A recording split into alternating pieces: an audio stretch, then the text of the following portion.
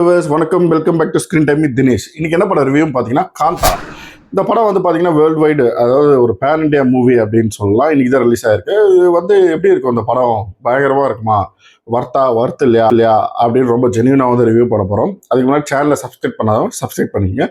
இந்த காந்தான்ற படம் வந்து துல்கர் சல்மான் வந்து பார்த்தீங்கன்னா அவர் வந்து எப்பவுமே ஒரு பேன் இண்டியா லெவலில் தான் வந்து நடிச்சிருக்காரு. ரீசெண்ட் டைமில் எல்லாமே விண்டேஜ் மூவிஸ் அந்த மாதிரி தான் நடிச்சிருக்காரு. இந்த காந்தான்ற படம் 1950s நடந்த ஒரு ஸ்டோரியை வந்து ஒரு பயோகிராஃபி மாதிரி வந்து எடுத்திருக்கிறாங்க. இந்த படம் வந்து செல்வமணி செல்வராஜ்ன்றவர் டைரக்ட் பண்ணியிருக்காரு. துல்கர் சல்மான், அப்புறம் ராணா தகுபதி, சமுத்திரக்கனி, பாக்கியஸ்ரீ இவங்கெல்லாம் வந்து நடிச்சிருக்காங்க.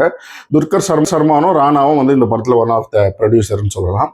இந்த படம் வந்து நல்லா செட் ப்ராப்பர்ட்டிலேருந்து எல்லாமே நல்லா பண்ணியிருப்பாங்க. படம் எப்படி இருக்கு அப்படின்னு பார்த்தீங்கன்னா ஒரு த்ரில்லிங் ஜானர் அப்படின்னு சொல்லலாம். சமுத்திரக்கனி வந்து பார்த்தீங்கன்னா 1950s ஒரு பெரிய டேரக்டர் மாதிரி காட்டுறாங்க. துல்கர் சல்மானை வந்து உருவாக்கின ஒரு டேரக்டர் மாதிரி காட்டுறாங்க. துல்கர் சல்மான் வந்து அவர் தான் ஒரு நடிகராக வந்து உருவாக்கியிருக்காங்க. ரெண்டு பேருக்குள்ள வந்து பார்த்தீங்கன்னா இந்த ஒரு படம் பண்ணியிருப்பாங்க. அந்த படம் வந்து பார்த்தீங்கன்னா ஒரு டைட்டில், சமுத்திரக்கனி ஒரு டைட்டில் வச்சிருப்பாரு. அப்போ அந்த படம் ஏதோ ரெண்டு பேருக்குள்ள ஈகோ இஷ்யூனால வந்து அந்த படம் ஸ்டாப் ஆகும். சமுத்திரக்கனியோட அம்மாவோட கதையை வந்து படமாக எடுக்கிறேன்னு சொல்லி இது மாதிரி ஈகோ இஷ்யூனால ஸ்டாப் ஆகிடும். திரும்ப சில வருஷங்கள் கழிச்சு அந்த ஸ்டூடியோ வந்து ஒரு லாஸ்ட்டில் போகுது, இந்த படம் பண்ணாதான் வந்து ரொம்ப இதுவாக இருக்குன்னு சொல்லி அப்போ துல்கர் சல்மான் வந்து பெரிய ஹீரோவாக வளர்ந்துருக்காரு. திரும்ப அந்த விட்டு போன படத்தை வந்து துல்கர் சல்மானும் சமுத்திரக்கனியும் சேரும்போது நிறைய இவங்களுக்குள்ள பிரச்சனை இருக்குது. அப்போ இவர் ஒரு ஹீரோயினை வந்து அந்த படத்தில் வந்து இன்ட்ரடியூஸ் பண்ணுறாரு. அந்த ஹீரோயினுக்கும் துல்கர் சல்மானுக்கும் ஒரு நெருக்கம் ஏற்படுது.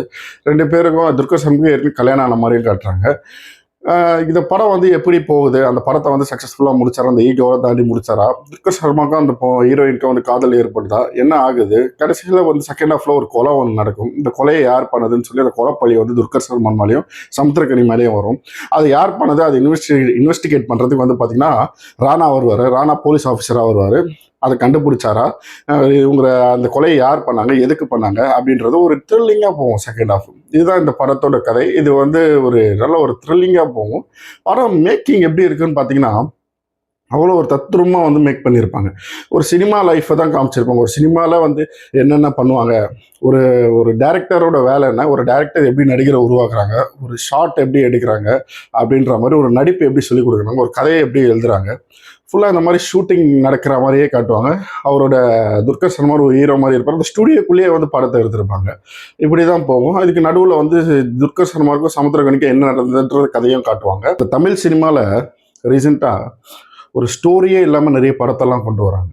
ஒரு டேரக்டர்னா என்ன, ஒரு டேரக்டர் சொல்கிறத வந்து ஹீரோ கேட்கணும், கதை இதுதான். அந்த கதையை மாற்றக்கூடிய இடத்துல ஹீரோக்கள் இருப்பாங்க. ஏன்னா அவங்களுக்கு மார்க்கெட் இருக்குது, அந்த மார்க்கெட்டுக்காக வந்து ஆடியன்ஸ் வந்து பார்க்குறாங்க.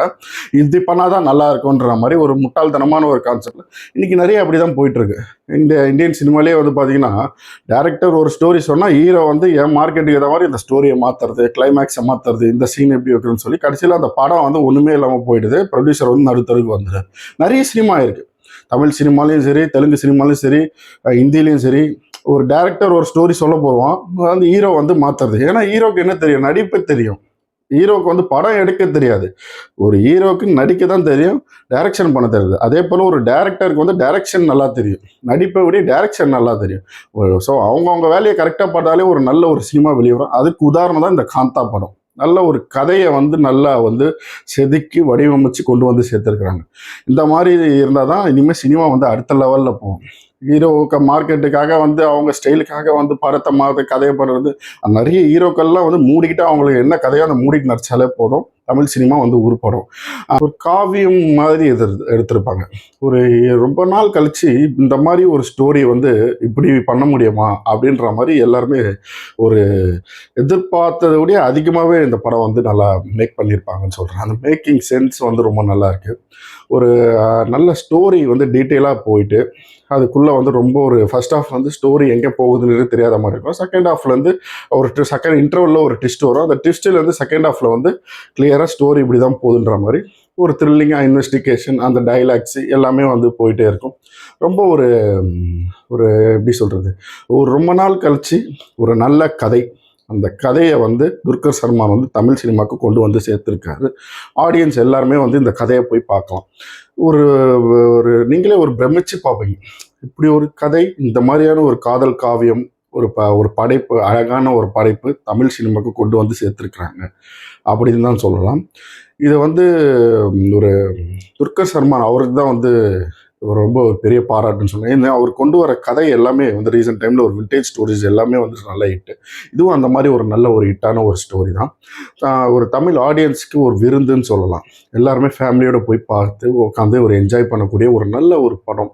நல்ல ஒரு டைலாக்ஸ்லாம் நல்லாயிருக்கும். ஒரு 2 பேருக்குள்ளே இருக்கிற ஒரு ஈகோ, அந்த ஈகோவை பேசி தீர்த்திருந்தா சால்வ் ஆகிருக்கும். அதை பேசி தீர்க்காமல் அந்த ஈகோனால அந்த விஷயத்தை எங்கே கொண்டு போய் விடுது அப்படின்ற மாதிரி ஒரு டேரக்டர் வந்து காமிச்சார். ஒரு டேரக்டர்னா நான் தான் அப்படின்ற மாதிரி காமிச்சிருவாங்க. ஒரு ஹீரோனா நானும் ஒரு பெரிய செலிபிரிட்டி, நான் எதுக்கு வந்து அடிமையாக இருக்கணும் அப்படின்ற மாதிரி அந்த டேரக்டர் நான் தான் இவனை ஹீரோவை உருவாக்கணுன்ற மாதிரி சமுத்திரக்கனிக்கு ஒரு ஈகோ. இவங்களுக்குள்ளே இருக்கிற ஒரு ஹீரோனால ஒரு கொலை நடக்குது. அந்த கொலையை வந்து இன்வெஸ்டிகேட் பண்ணுறான வர அது எப்படி முடியுது, இந்த கதை எப்படி போகுது அப்படின்ற மாதிரி ஒரு பியூட்டியாக வந்து மேக்கிங் பண்ணியிருப்பேன். அந்த அளவுக்கு ஒரு ஒரு படம் தான் சொல்லுவோம்.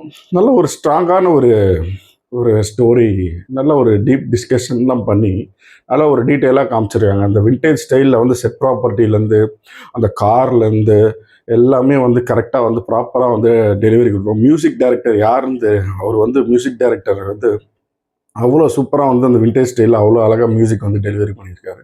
நல்ல ஒரு மியூசிக் அப்படின்னு சொல்லலாம்.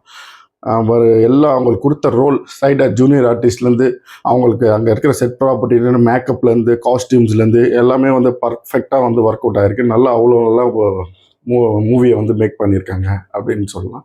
இது ஒரு நல்ல ஒரு அழகான படைப்பு. தமிழ் சினிமாவுக்கு ஒரு ஒரு அழகான ஒரு படைப்பு அப்படின்னு சொல்லலாம். அந்த படத்தில் நிறைய தமிழ் ஆர்டிஸ்ட்டு நடிச்சிருப்பாங்க. இன்வெஸ்டிகேஷன் ரோலில் வந்து ராணா தகுபதி வருவார். ஆடுகளம், நரேன், பக்ஷு பகவதி இவங்களாம் வந்து இருப்பாங்க. காமெடிஸ் அந்த படத்தில் வந்து நிறைய ஒர்க் அவுட் ஆகிருக்கும். ஒரு நல்ல ஒரு ஒரு படம் பார்த்தீங்கனாலே ரொம்ப உங்களுக்கு பிரமிச்சு பார்ப்பீங்க. அந்த மாதிரியான படம் ஒரு ஃபேமிலியோடு போய் எல்லாருமே கண்டிப்பாக ஒரு பார்க்க வேண்டிய ஒரு படம் அப்படின்னு தான் நான் சொல்லுவேன். நல்ல ஒரு ஸ்டோரி அப்படின்னு சொன்னேன். இந்த படத்தோட ரேட்டிங் நம்ம சேனல் என்னன்னு பார்த்தீங்கன்னா 4/5. மறக்காமல் வீடியோ பிடிச்சிருந்தா லைக் பண்ணுங்கள், ஷேர் பண்ணுங்கள், சப்ஸ்கிரைப் பண்ணுங்கள். தேங்க்யூ.